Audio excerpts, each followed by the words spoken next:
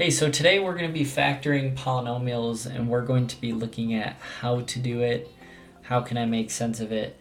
And before we start, there's one thing I want to have you consider right here, this word factor. Whenever I see factor, I can just think of this as another way of writing reversing the operation. Okay, so reversing the operation.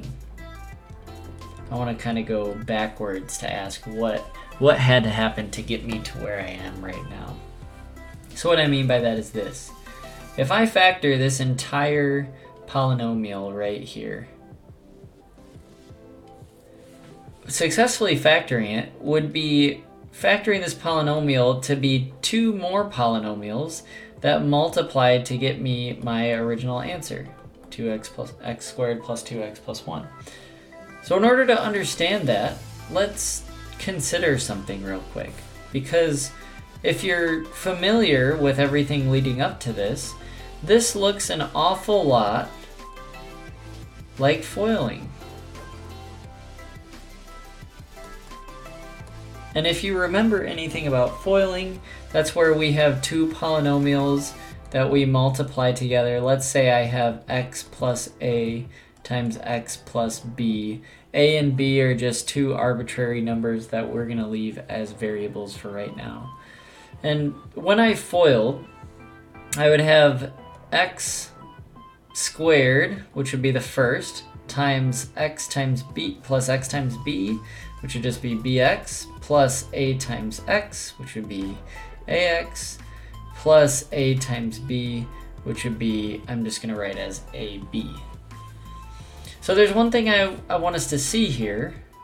When I simplify this down, we can write it like this. If I have bx's and then I add ax's, well, I just have b plus a x's. And then I am still left with a times b. So let's look at this a little bit. What happens to these two numbers right here? How do they help me get my final answer? Well, we can see here that the two numbers have to add up to get me my middle term, the term in front of just the x, and then they have to multiply to get me my ones term, or the term with no x attached to it. And so that's gonna create a nice little idea for me. So I need to find two numbers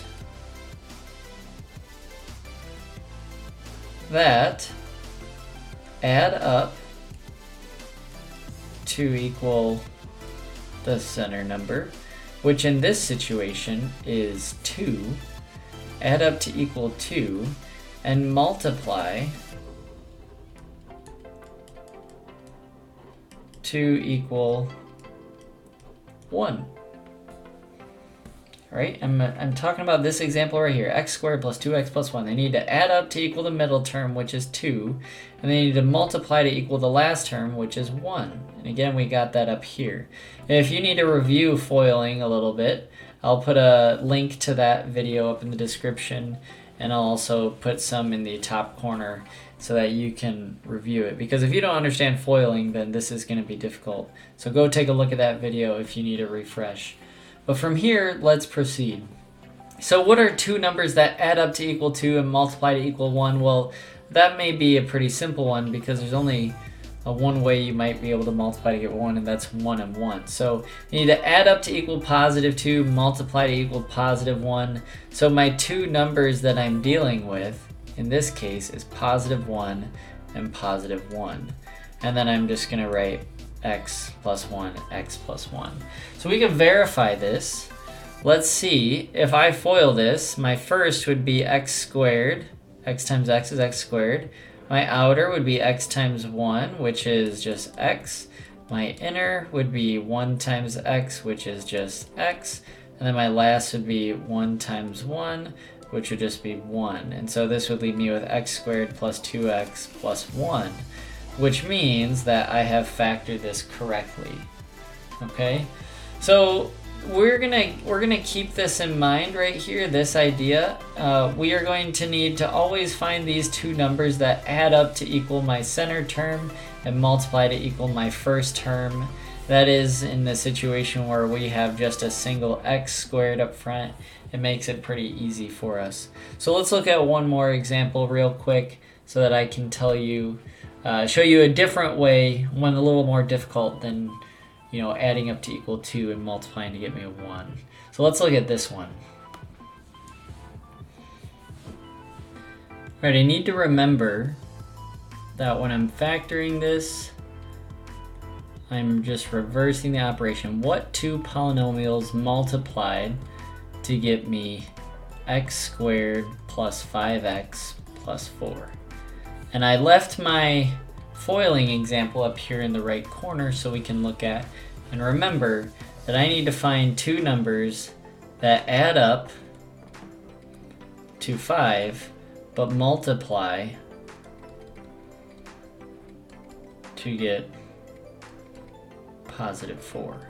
So the positive 4, positive 5, the positives are important. So let's look at the factors of 4 over here. So let's consider 4. What are all of its factors? Well, I can multiply to get 4 by 1 and 4 or by 2 and 2. Well, which of these combinations is going to add up to get me positive 5? And it's pretty clear that the combination that's going to add up to get me positive 5 is going to be 1 and 4. So that means my two numbers that I'm going to have is a positive 1 and a positive 4. So my final answer is x plus 1 equals x plus 4. Okay, let's look at one more example real quick. Which this example is going to be a little bit more difficult because all of a sudden I have entered a negative sign into the mix. So let's remind ourselves we need to find two numbers that add up to get my middle term, which is negative 9. And they need to multiply to get positive 20.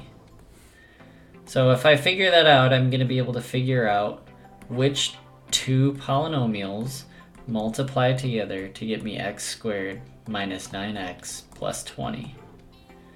So in this situation, we want to start with our multiplication to get 20. I'm going to do this with a separate color off to the side. If I consider all the factors of 20, I know that 1 times 20 will give me 20, which that doesn't somehow combine to get me a difference of 9, so that's not good. And then we have a difference of, or multiplication of 2 and 10. Does that multiply to get me it? No. So we're going to say no, no. What about 3? No, 3 doesn't go into 20. How about 4? Well, 4 and 5 go into 20. So this is a yes. 4 and 5 are going to go into 20. Multiply together to get that. And we can see how 4 and 5 could combine to get me negative 9. So I know that I have my two x terms that multiply to get me x squared. And then what are the two numbers that multiply to get me positive 20 and add up to get me negative 9? Well, it has to be 4 and 5, but consider this. How would I get negative 9 as my sum of these two numbers? Well, if these both were negative, then they would add together to get me negative 9. And then negative 4 times negative 5 would multiply to get me a positive 20. So this works. And my answer, if I FOIL them out, I can check my work here. This would be first x squared times plus the outside, which would be plus a negative 5x, plus the inside, which would be negative 4x, plus the last, which would be positive 20. And so this would in fact get me x squared minus 9x plus 20. And so I have verified that these are my two factors of x squared minus 9x plus 20. Hey everyone, I hope this was helpful. If you want to give me a little feedback down below, if you liked this video, you can give it a thumbs up. as well as if you'd like to see anything covered in future videos, feel free to leave a comment down below and I'll read those. If you like all these videos and you'd like to be the first one to know when a new one comes out, click the subscribe button, and next to it, click the bell and turn on all notifications for my channel. As always, thanks for watching.